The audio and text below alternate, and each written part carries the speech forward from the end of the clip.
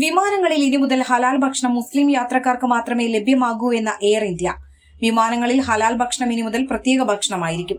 ഇത് മുൻകൂട്ടി ഓർഡർ ചെയ്യുകയും വേണമെന്ന എയർ ഇന്ത്യ വ്യക്തമാക്കി. വിമാനത്തിലെ ഭക്ഷണത്തെ ചൊല്ലിയുള്ള വിവാദങ്ങൾ ഉടലെടുക്കുന്നതിനിടയിലാണ് നിലപാട് വ്യക്തമാക്കി എയർ ഇന്ത്യ രംഗത്തെത്തിയിരിക്കുന്നത്. വിമാനങ്ങളിൽ ഹിന്ദുക്കൾക്കും സിഖുകാർക്കും ഇനി മുതൽ ഹലാൽ ഭക്ഷണം വിളമ്പില്ല. ടൈംസ് ഓഫ് ഇന്ത്യ ഉൾപ്പെടെയുള്ള ദേശീയ മാധ്യമങ്ങളാണ് വാർത്ത റിപ്പോർട്ട് ചെയ്യുന്നത്. മുസ്ലിം മീൽ വിഭാഗത്തിന് മാത്രമേ ഹലാൽ സർട്ടിഫിക്കറ്റ് നൽകുകയുള്ളൂ. സൗദി അറേബ്യയിലേക്കുള്ള വിമാനങ്ങളിലെ എല്ലാ ഭക്ഷണ വിഭവങ്ങളും ഹലാലായിരിക്കും. ജിദ്ദ, ദമാം, റിയാദ്, മദീന എന്നിവിടങ്ങളിലേക്കുള്ള വിമാനങ്ങളിലെയും ഹജ്ജ് വിമാനങ്ങളിലെയും ഭക്ഷണങ്ങൾക്ക് ഹലാൽ സർട്ടിഫിക്കറ്റ് നൽകുമെന്നും എയർ ഇന്ത്യ അറിയിച്ചിട്ടുണ്ട്.